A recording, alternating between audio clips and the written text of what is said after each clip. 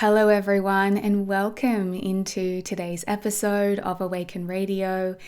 It is so nice to be back here with you on the podcast, and I'm really excited about the conversation that we're going to have today and what I want to share with you, because we're going to be diving into a deep and powerful conversation around inner child healing and working with your inner child and doing this inner work within yourself to get to the root cause of things that might be playing out in your life now, by going back to reconnect with your inner child, to build a relationship with her, and to move through the healing work.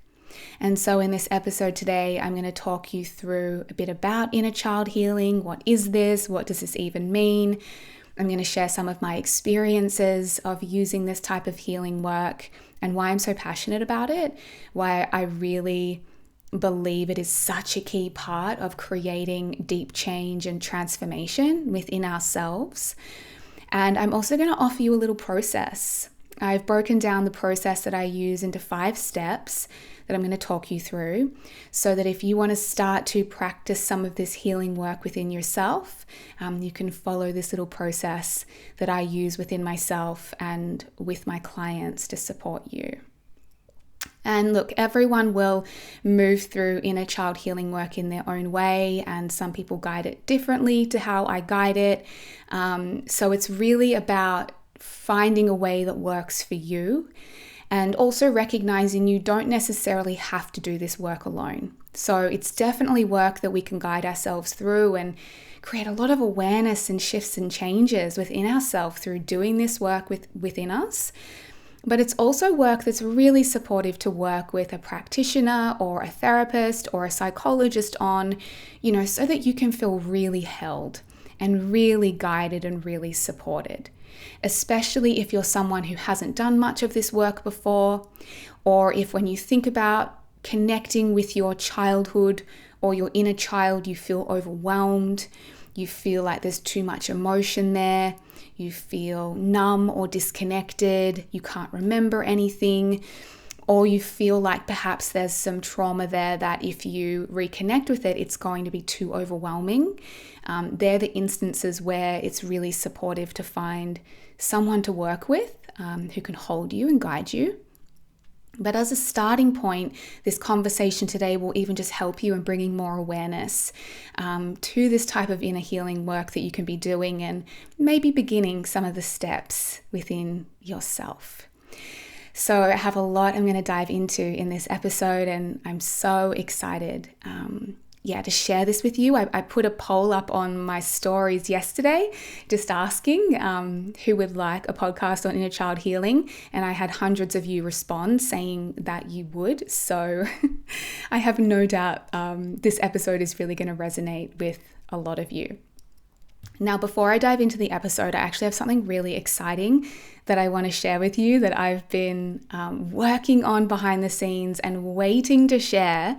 And this is my first opportunity to talk about it. So I want to tell you about a 3-day free masterclass series that I have coming up in September, which I am really excited to lead. It is called She is Liberated. And it actually ties in so beautifully to what we're going to be talking about today, because we're really going to be focusing on She is Liberated around liberating yourself from limiting programs, beliefs, patterns, all those things that are holding you back and keeping you small and keeping you stuck. We're going to work on unraveling those, liberating yourself from those, and awakening deeper confidence, self-belief, self-love, awakening more of your divine feminine energy and power and wholeness and self-worth, and really creating some powerful shifts within yourself.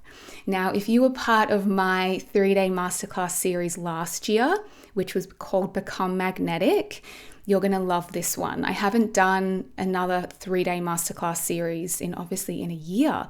So this is going to be beautiful because we can come together as a community for 3 days and really dive deep. There's going to be these mini masterclasses, activities for you to work through, little pieces of homework to take you deeper, and this beautiful community that you're going to share it with. So it is running live from September 6th to September 8th. Tuesday to Thursday. All sessions will be recorded and there'll be replays if you can't attend live. And what we're going to cover is day 1 is going to be liberate yourself from limiting patterns, programs, and beliefs. Day 2, embody true, authentic confidence, self-belief, and self-love. And day 3, awaken your divine feminine worth, power, and wholeness. So if you want to come along to that, you can register your free spot at conniechapmancourses.com/liberate. I will also put the link in the show notes.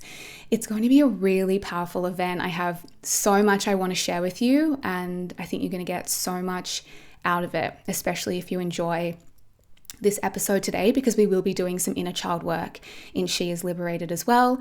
And you will also get the opportunity to receive a pre-sale link for Divine Femme. So Divine Femme is my program that's coming, where we spend 3 months together doing all of this deep healing, transformation, and feminine work together. And you'll get a pre-sale offer for Divine Femme if you join She Is Liberated. So go and secure your spot. I'm so excited to lead this. It's going to be a really powerful event, and I would love to see you in there. So go to conniechapmancourses.com/liberate. And so as I was saying, that event, She Is Liberated, ties in so beautifully to this conversation, because if you really want to begin to liberate yourself from the patterns, the programming, the beliefs, the habits, the things that are keeping you stuck and keeping you small and holding you back, the true key to doing this and transforming all of this is to get to the root cause behind those patterns, is to really do the deeper work to understand what is happening on a subconscious level that is causing those patterns and behaviors to run in your life, and that is causing you to create the results that you're currently creating in every area of your life. And this is why inner child work is so powerful. It allows you to get to the root cause. So often when we encounter challenges in ourselves, when we notice unresourceful habits and behaviors, limiting beliefs, ways that we do things that are holding us back from what we want, ways of thinking. Yeah. When we notice there's certain areas of our life where we're getting stuck and we're looping and we're creating the same results in business or money or relationship, so often we try to work on the surface level to create change around it. We're like, I just need to get myself to act differently, to think differently. I need to do some affirmations. I just need to change my habits. I need to get disciplined. I need to set some new intentions. And so we try to create all of this change on a surface level. And then we wonder why those changes don't stick. It's because what is causing those behaviors to run, what is the actual manifestation of those behaviors, is a deeper belief system, deeper programming, deeper patterning, a deeper sense of identity and self that's running on a subconscious level that was installed in childhood. And so many of us get frustrated when we're trying to create change in our lives because we are just working with the surface expression of the problem. So we have these conscious intentions around the change we want to make. And so on a conscious level, we're like, I should be able to make this change. I should be able to do this. I should be able to get these results. But there is a conflict happening between your conscious intention and desires and your subconscious programming. What you truly believe about yourself on a deeper level, your worth, what feels safe to you, what you believe you can hold, the type of person you think you are. And so when we do inner child healing work, we go back to the place where all of that was programmed and installed. We go back to childhood to look at what did we start to learn about ourselves, about the world, about money, about love, about relationships, about our bodies. We go back and we begin to look within our subconscious. We do the deeper reprogramming work there. And when you change at the level of the root cause, the external expressions of your behavior change, the external expressions of you change. You naturally start to show up differently, to think differently, to be differently, because you've created a change at the root cause, at the very core level of what drives everything that you do.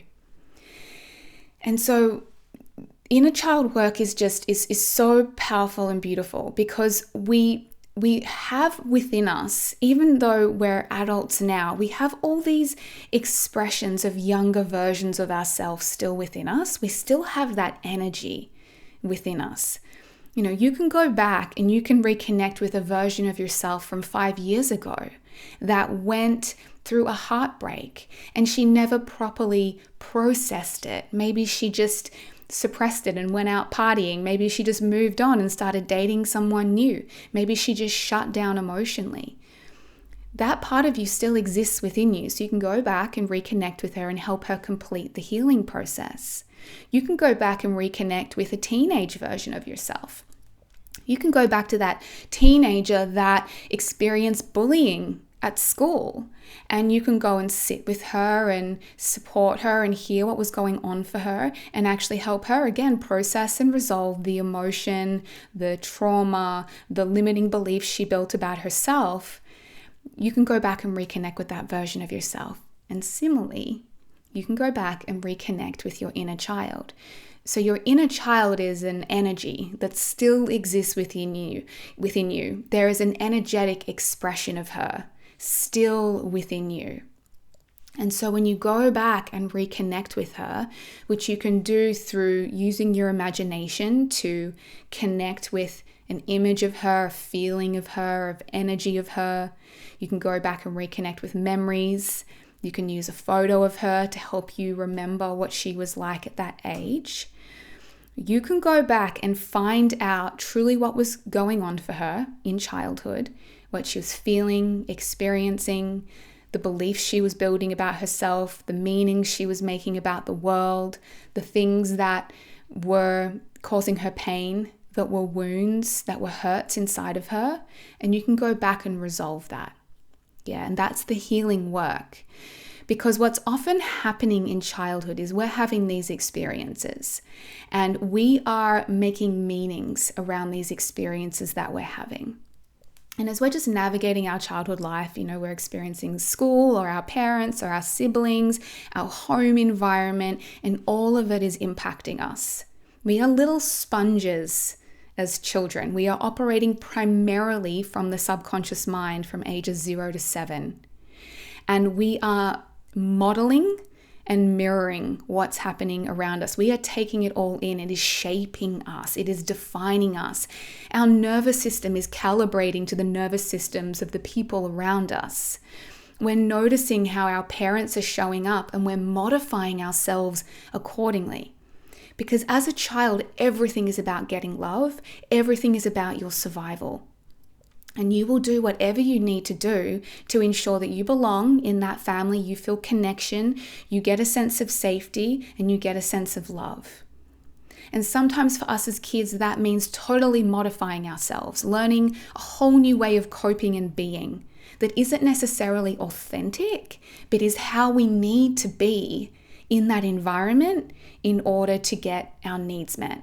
Because getting our needs met is the most important thing. So your environment is deeply impacting you as a child. You're taking things on. You are molding yourself based on what's happening around you. You're building this sense of identity, who you are, your beliefs about yourself and about the world. You're watching your parents' relationships and you're learning about the masculine and feminine. And you're having experiences where you're creating meanings. And this is one of the key things that happens in childhood, is when we're a child, we're very self-centric. It's like the world is all about us. And so if something happens in our environment, we very often attribute it to us. And we very often start to make it mean something about us. So the fact that dad was really busy at work and wasn't home much, we know now as an adult, most likely means absolutely nothing about you and about his kids. It's totally what's going on for him. It's his stuff. But as a child, you don't see things that way. You don't have that ability to rationalize in that way. And you immediately make it mean something about you. And we will all internalize things differently as a child. But a child may make that mean, oh, dad's never home because I'm not good enough. And if I was enough, he would be here more. Or the fact that dad's never home means that I'm not lovable and there's something wrong with me, because if I was perfect, he would be here all the time. Or maybe your mum was moody or depressed, or having some type of mental illness happening, or substance use. Maybe there was something going on for her that caused her to be really inconsistent in how she showed up emotionally, where sometimes she was really available for you and other times she just wasn't. That inconsistency can create a lot of stress in your system because there's a lack of predictability around love. Love doesn't feel safe and unconditional and steady. And again, a child can make that mean something about her. Oh, the reason mum isn't giving me as much attention today is because I was too loud before. I was making too much noise. Oh, maybe instead I should start to be quiet and be the good girl, and then maybe mum will love me more. And all this is happening on a really deep level, but this is how we're beginning to form our sense of identity, who we think we need to be in the world to get love, our core belief systems about ourselves, about our worthiness, about our enoughness. And this is all getting programmed in. We're also learning about our capacity to get our needs met. And that a lot of us as children have experiences where we don't fully get our needs met in the way we really want. Now, it doesn't mean we have bad parents. It doesn't mean our parents didn't love us. And it doesn't mean they weren't doing the very best that they could. But as we know, again, as adults, there's usually a whole lot of things going on in family dynamics and for parents. And a child being on the receiving end of that might at times feel like no one was there for me to hold me through my emotion. I tripped over and hurt myself. No one was there for me. Looks like I can't depend on anyone. I have to always look out for myself. If someone wasn't there for me emotionally, maybe it means that I should hold my emotions in and never share them with people because people can't hold me in my emotions. If I needed and wanted a lot of attention and presence from the people in my life, but they weren't available for me, it could cause you to shut down internally. It could cause you to have issues in relationships when you get older, feeling like I can't trust people, I can't rely on people. So if there was a particular need that we had that wasn't met, that can then create a wounding inside of us. And we get these woundings where there are pain points that we're carrying around places where we didn't feel met, places where we didn't feel held, places where we didn't feel seen. You know, for me, for example, I love to perform. I love to put on little performances for mum and make things for her and do things for her. And I often felt like she wasn't that interested in it. I often felt like she was too busy to watch me and acknowledge me and celebrate me. So I started to develop a belief that it's bad for me to be seen. That when I'm seen, when I'm being visible and bright and performing, people take their love away from me. People don't like it. So I started to shut down and dim my light and think, okay, it's better just to be small and be the good girl and keep everyone happy and not try to attract too much attention. And that affected me for years in my business, you can imagine. So we create these woundings and pain points within us on a deeper level when we felt unmet, unheard, unseen, unsafe, when we didn't get love in the way that we wanted or needed, when someone wasn't available for us. And if we didn't get to fully process that emotion, it gets stuck within us. It gets stored on a deeper level in our subconscious and in our bodies, and we carry it within us. We can also have traumatic experiences. And I think there's a really good conversation starting to happen around trauma and really helping people understand trauma in such a deeper way, because so many of us think of trauma as like that one-off, really traumatic, painful event that most of us would associate with trauma, like rape or sexual abuse, or a death of someone, or witnessing abuse or a really traumatic event growing up. And that can be one aspect of it. But for a lot of us, trauma is the prolonged experience of not having our needs met, or the prolonged experience of living in a stressful environment. And really all trauma is, it's not about the event. It's not about how big or small it was. And it's not about whether someone else would look at that and say that was traumatic or not. It was all about your internal response to it, and whether you had the capacity to process it and be with what was happening, or whether it completely overwhelmed your system and you went into some type of fight, flight, freeze, or fawn response as a result. And if you never got to fully re-regulate after that properly, you can then be stuck operating out of that type of nervous system now. If you were, in that state for a prolonged period and weren't able to really re-regulate, you can kind of get stuck in that nervous system. So going back to do the inner child healing work allows us to go back and look at what happened in childhood. What did we start to believe about ourselves? How was our sense of identity shaped? Who did we decide that we needed to be in order to get love? What emotions did we not ever get to process? What pains and wounds do we have around places we weren't met and seen and held, and where we didn't get our needs met? Where did we experience some type of trauma? Where did we not feel safe? All of that. And then it allows us to go back and do the healing work around that.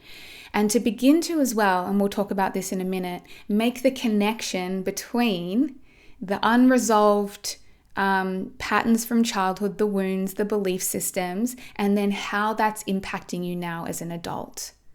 And really beginning to tie back so many of those patterns you struggle with now as an adult, whether it's procrastination, self-doubt, worrying what other people think about you, being a perfectionist or a high achiever, always putting so much pressure on yourself, never being able to say no, a massive fear of letting people down or disappointing people, a fear of failure, or being over-analytical, being unable to be in your body and feel your emotions, unable to create healthy relationships, unable to call in more money.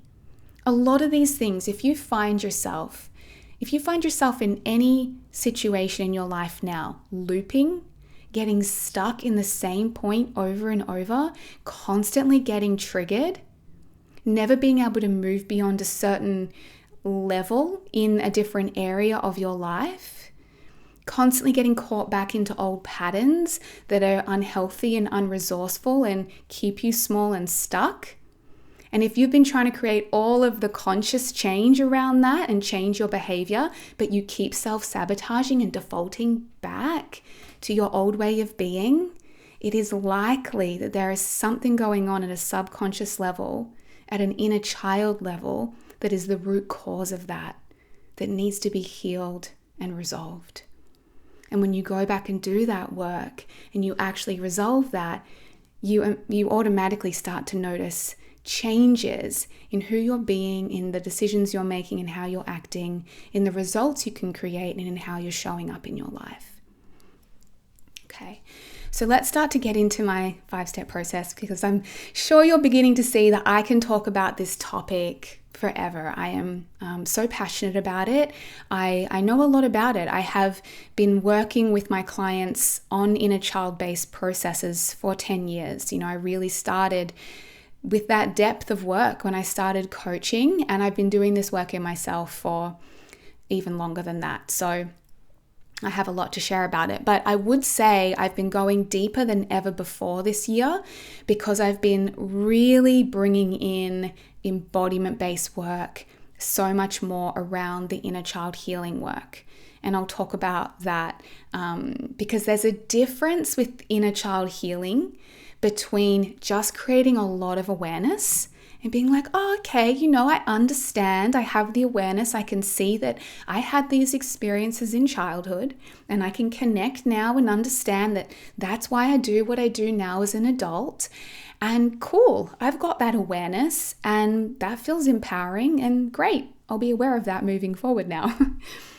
versus actually then using that awareness to then go deeper into the body, into the subconscious, to be with your inner child, and to actually heal and resolve and transform that at a much deeper level, where you're actually reprogramming yourself and creating deep and lasting change. Okay. And what I've been noticing this year, coming deeper into the body and into the subconscious, like I talked about in my previous episode on the true path of feminine living, it has been the key to actually creating proper healing and results in this area.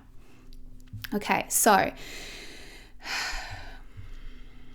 let's talk about a process that you can kind of take yourself through. So I actually had something come up yesterday morning, which is what sparked my desire to record this episode, which I took myself through. And so I have some really powerful examples I can be sharing around how to move through these types of processes. So the first thing, obviously, the first kind of step is we want to uncover what is this childhood programming? What is these unresolved pain or woundings? What are these limiting beliefs? What is the stuff that began to get programmed in on a subconscious level in your childhood that just now has become how you see the world and how you do things? Yeah, it's just become who you are. Now, there's a couple of ways you can uncover that. Like I was saying before, you can do all the awareness work, the self-awareness, and think about it and reflect on powerful questions and dig deeper. Or the other way you can do it is by working with the body. So I want to share this process I took myself through yesterday by using the body as the doorway to access the inner child. Yeah. So when we do this, we use the sensations in the body, what's getting triggered in our body, the places where we feel contraction, tightness, heaviness, discomfort, as an indicator that there's something there that's unresolved. There's something there that has an emotional charge. And highly likely, if we're feeling it strongly through the body, it's something that's there on a subconscious level. So what I did yesterday was I was in my sort of meditation embodiment practice, and I noticed all of this tension in my neck and shoulders. And so I brought all my awareness to it, and I just tuned into the sensation, and I was breathing with it and being with it. And then I asked myself, what is beneath this? What is underneath this sensation? Or if this sensation had an emotion, what would it be? What emotion is beneath this physical sensation in my body? And all of a sudden I noticed all of this fear that I didn't even know was there. All this fear energy sitting in my chest. And then I began to hear the voice of fear speaking to me, saying, what if I don't succeed in this launch? What if I don't do enough? What if I run out of time? What if I don't get this perfect? I need to get this perfect. I need to really work on my copy and make sure my sales page and my positioning is really good. And I'm so afraid that if I don't get it perfect, then I'm not going to get the results. I'm not going to make the money or make the sales. And there was all of this frenetic fear-based energy inside of me that was creating all of this pressure for me to get it perfect. Because if I didn't get it perfect, I wouldn't get the results that I wanted, or I wouldn't receive the success or the love or the money. And so all this pressure I was feeling in my shoulders was coming from fear. And as I began to hear the voice of fear, I recognized that it was coming from a child. I felt the energy of my inner child. And I also started to have memories come up. And I was taken back to this memory of when I was a little girl with my mum. And I noticed with my mum, because my mum was going through a lot, that there was different moods every day. There was different emotions every day. Sometimes she was very emotionally available and present. Other times she was cold, withdrawn, and aloof. So I never knew who I should be and what I needed to do each day to ensure that I could get mum's love that day, so that I could feel connected to her. Now, I know as an adult now her behavior had nothing to do with me, but as a child, I didn't know that. As a child, I thought the reason that at times mum pulled away was because I did something wrong. And I thought the reasons that at times mum was really loving was because I was being exactly what she wanted me to be.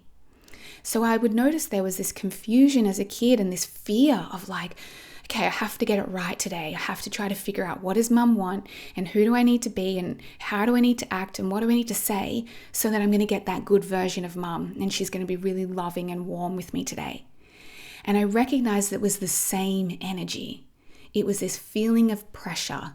I had to be perfect. I had to get it exactly right, or else I was going to lose that love. I was going to lose something that was so important to me. Yeah. And I began to see the connection. I was like, wow, the reason I tend to feel so much pressure in my business and so much pressure around launches and so much fear around launches is that there's this belief, if I don't get it perfect, I'm going to lose. I'm going to lose something that's really important to me, like the success or the results I want to create in my business or the money I want to create or having the beautiful women in my programs or feeling like people love what I'm creating and doing. Just like as a kid, if I didn't get it perfect, if I didn't show up as that perfect kid for mum, I was going to lose her love. And it was really profound for me to see that connection. I'd actually never seen that connection before. So that came from me using the body and being able to unpack it. Now, I was actually able to move through that in about 10 minutes. But that's because I've done a lot of this work. That might take you more time. But you can use the sensations in the body, you can unpack the emotions around those sensations, and then you can either ask, when do I first remember feeling this way? Or you can notice maybe sometimes memories, as you start to go into the body, memories will just come up from childhood that will reveal really what the connection is between what you're feeling now and what you felt as a child. The next part of the process is to feel and to process the emotion. So what would have happened for me as a child is that I would have been feeling all of these emotions. I would have been feeling fear and anxiety and sadness that I wasn't getting the love that I needed. And there would have been a whole lot going on inside my tiny little body. But I wouldn't have had the capacity to deal with those emotions. I wouldn't have known how to hold myself through them. I might have felt that they were wrong and inappropriate, and that if I was upset, then mum would get even more angry at me or withdraw from me even more. So we shut down those emotions. We don't fully process them and fully feel them, and they get trapped in our body. So the healing here is allowing that inner child to have space to feel and process the emotion, which means that you now as an adult might notice all of this emotion come up. You might start to feel the grief of never getting that love that you craved. You might start to feel the pain in your heart of never feeling that you were enough. You might start to feel the sadness that you were abandoned and no one was there for you in the way you needed. You might start to feel the anger that that parent of yours seemed so self-absorbed and couldn't give you what you needed. You need to let yourself feel the emotions that are associated with that you never gave yourself permission to feel. Now, that emotional process can actually go on for a little while. You might find you need to be with that more than once. You might find there's layers to these emotions. You might find there's a lot of stuck emotion in the body because you've never actually felt it. And then it's built up over time with more and more and more experiences that compound that emotion. And now it's just like a volcano of emotion that you're feeling, because if you have a core wounding or belief, you're going to continue to attract experiences into your life that match that. So you've probably then had other experiences growing up and as an adult where you've felt the very same way, and maybe again you've suppressed that emotion, so it's all got compounded and it's time now to feel. So that is the next part of the process. We need to go through these almost very cathartic releases of emotion to allow ourselves to move the stuck and blocked energy that we never processed. The third part is the reprogramming, and really reprogramming the meaning and the belief systems that we created around that event. So like I was saying earlier, we have meaning-making machines as kids. Like we are making meanings out of things that actually aren't the true meaning. So for example, as a kid, what I made that mean, my experience with my mum, was that it's not enough for me to just be me and be loved. So I can't just fully just be me and be loved. I am not lovable just as I am. I have to be different. I have to be perfect. I have to be good. I have to be a certain way to get that love. So there's this belief system that I now noticed in my business, which is like, I can't just relax and be me and enjoy the process and have that be enough to get what I want. I have to work hard. I have to push. I have to be perfect. I have to overgive. I have to try really hard to make sure I'm really, really good and I'm really, really perfect. And then I can get it. Does that make sense? And what you can see is, as the adult now, of course, that belief system that I built is not the truth. My mum's behavior meant nothing about my lovability. The fact that my mum was going through her very real own stuff as a parent meant nothing about how lovable and worthy and enough that I was as a child. But I couldn't see that as a child. So it's our job now as the adult to go back and reprogram those meanings we created, those false meanings we created about ourselves. Yeah, that's what we need to recognize, because we have created meanings and beliefs that are not true, about us, that are not true about our worth and our value and our magnificence and our beauty. And we're carrying them throughout our whole life, these belief systems of I'm not enough, I'm not enough to get love. Money is hard to come by. I have to work hard to get love. I can't trust people. Men always cheat. Men always abandon you. You know, these core belief systems, or I'm just not beautiful, or there's something wrong with my body. There's something wrong with me. We develop these really core belief systems by the meanings we've made about the world around us, and they're not true. They're not true. And that's the reprogramming work that needs to happen. The fourth step, and this sort of ties into that, is the reparenting. And this is where, when we're doing that reprogramming, we're going back as an adult now to connect with that inner child and be the parent for ourselves that we never got to receive. To give ourselves the unconditional love that we didn't get to receive. To help us see the truth about ourselves. Yeah. And you can do this by sitting with your inner child and talking with her, hugging her, reassuring her, giving her what she needed, and actually beginning to help her see the truth about her. And the reason this is so powerful, and the reason why inner child work is so supportive for building self-love and for building a loving relationship with yourself, is because it's very hard for us as adults, and I've seen this in women that I've worked with, to really sit with ourselves and maybe look in the mirror or be with ourselves as an adult and say all these beautiful positive things about ourselves and believe them, and really say that we're worthy and we're deserving and we're good enough and we're magnificent. Often as an adult, we're like, yeah, I'm saying it, but I don't really feel it. But when you sit opposite your inner child and you look into her eyes and you see her in her tenderness and her vulnerability and how beautiful she is, your heart just cracks open. And I've watched women just sit there with their inner child and be like, oh my God, she's so perfect and she's so worthy and she's so beautiful and she's so deserving. And of course she can have everything she wants. And of course she's lovable. And of course she's safe. And I'm going to take care of her and I'm going to protect her and I'm going to make sure she gets everything that she needs. It's so much easier to do that when you're sitting opposite a child versus when you're sitting opposite your adult self. And so inner child healing is so beautiful for building self-love. It allows you to really bring in that open-hearted compassion for that younger version of yourself and really see the truth about you. And when you do that work with your inner child, you're healing your relationship with yourself and you're completely transforming how you think and feel about yourself and how you show up for yourself. So the reparenting work is about really uncovering what was missing, for that child. What was the unmet need around what they really needed from mum or dad that wasn't there?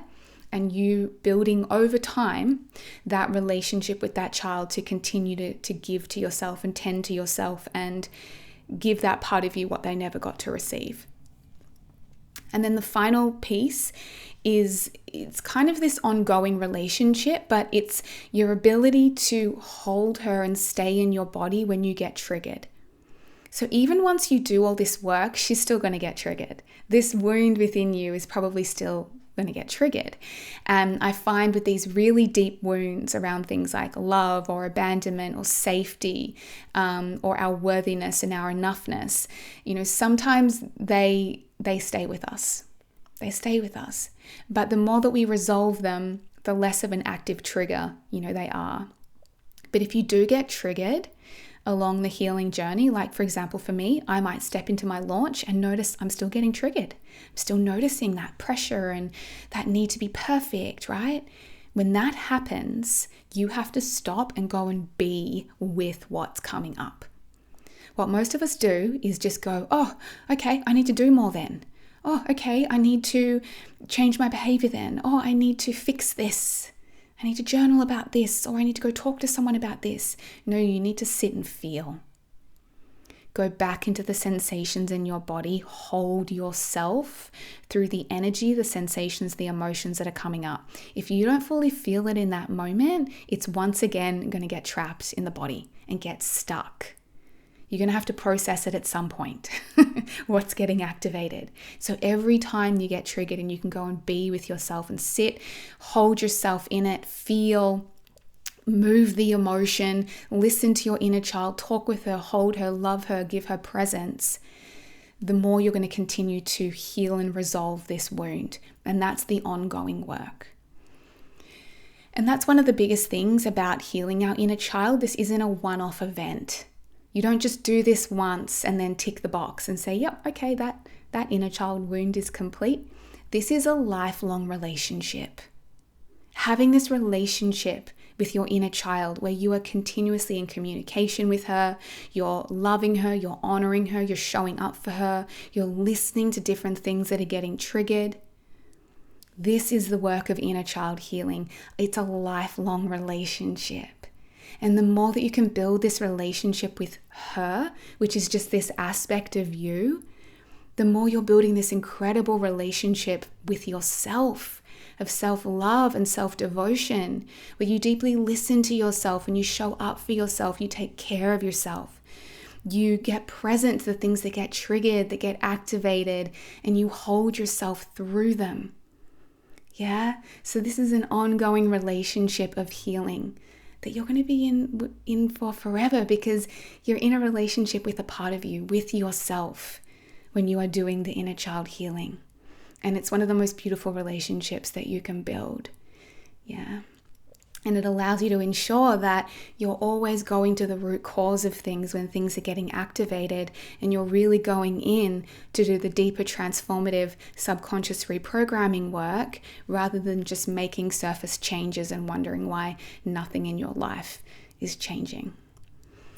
So there was a lot there in that episode. There's even so much more I could share, because I love teaching about inner child healing.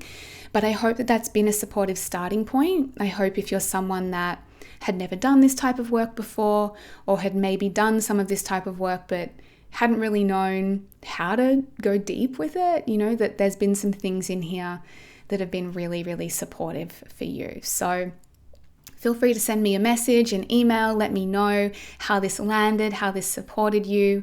If you want even more support, come along to She Is Liberated, because we will be doing more deeper work with our inner child in that series. You can register at conniechapmancourses.com/liberate, or you can go down into the show notes to find the link. We are running live from September 6th to 8th, and there will be replays if you can't make the live sessions, but it's going to be a really powerful live event. I'm so excited about it. And if you also want deeper support in Divine Femme, which is opening up for enrollments in early September, in that 3-month journey, that's where we really do a lot of the deeper healing work around your inner child, around coming into your body and learning how to hold yourself through the different things that are getting triggered, and really learn how to truly embody your feminine energy as well, and then come into your full worth and wholeness and power and confidence and self-love, and really build this incredible relationship with yourself that is the foundation of everything. So you can register your interest for Divine Femme at conniechapman.com/divinefemme. Link is in the show notes. And you'll also get a pre-sale link for that if you join She Is Liberated. So that was a big one. That was a deep one. I hope this has been a powerful episode for you. Make sure you're subscribed to Awaken Radio so you never miss future episodes. Subscribe on your favorite podcast platform. If you love this episode, send it on to a friend. Like I said, get in touch. Let me know your biggest takeaway, or share this to your stories and tag me at Connie_Chapman so we can share the message of Awaken Radio. Thank you so much for being tuned into this episode, and I look forward to talking to you again next time.